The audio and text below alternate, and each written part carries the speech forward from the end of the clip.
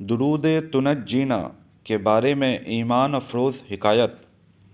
علامہ ابن فاقہانی رحمۃ اللہ علیہ کتاب الفجر المنیر میں درود تنجینا کے بارے میں ایک واقعہ بیان کرتے ہوئے فرماتے ہیں کہ پارسا شیخ موسیٰ ضریر رحمۃ اللہ علیہ نے مجھ سے بیان کیا کہ وہ بذریعہ کشتی سمندری سفر پر روانہ ہوئے۔ راستے میں شدید طوفان نے آ لیا، جسے اقلابیہ یعنی الٹ پلٹ کر دینے والی کہتے ہیں۔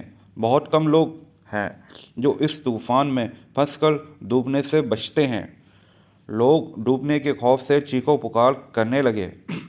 مجھے نیند آ گئی۔ خواب میں نبی اکرم نور مجسم شاہ بنی آدم صلی اللہ علیہ وسلم کی زیارت ہوئی۔ آپ صلی اللہ علیہ وسلم نے فرمایا، کشتی والوں کو کہو کہ وہ 1000 مرتبہ یہ درود شریف پڑھے، اللہم صلی علی سیدنا محمد وعلی آل سیدنا محمد صلاۃ تنجینا بہا سے لے کر بعد المماتی تک پڑھے۔ میں بیدار ہوا اور کشتی والوں کو خواب بیان کیا۔ ہم نے مل کر 300 مرتبہ ہی پڑھا تھا کہ اللہ کریم نے طوفان سے نجات عطا فرما دی۔ سبحان اللہ۔ شیخ مجدین فیروز آبادی رحمۃ اللہ علیہ نے شیخ حسن بن علی اسوانی رحمۃ اللہ علیہ کے حوالے سے بیان کیا کہ جو شخص یہ درود پاک یعنی درود تنجینا کسی بھی مشکل، آفت یا مصیبت میں 1000 مرتبہ پڑھے، اللہ پاک اس مشکل کو آسان فرما دے گا اور اس کا مقصد پورا فرما دے گا۔ سبحان اللہ۔ آئے مل کر پڑھ لیتے ہیں یہ درود تنجینا۔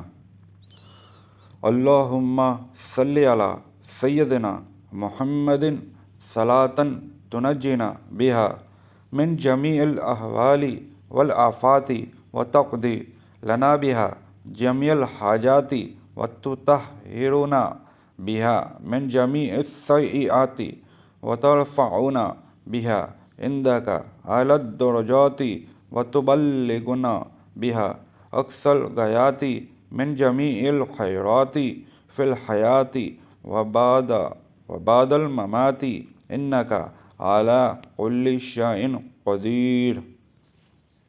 ترجمہ: اے اللہ، سیدنا حضرت محمد مصطفیٰ پر ایسی رحمت نازل فرما کہ تو نے ان کے سبب ہمیں تمام خوفوں اور آفتوں سے نجات دے، اور ان کے سبب تو ہماری تمام حاجتوں کو پورا فرما، اور ان کی بدولت تو ہمیں تمام گناہوں سے پاک کر دے، اور ان کے ذریعے تو ہمیں بلند درجات پر فائز فرما دے، اور ان کی برکت سے تو ہمیں تمام نیکیوں کی آخری انتہا تک پہنچا دے، زندگی میں اور موت کے بعد، اور بے شک تو ہر چیز پر قادر ہے۔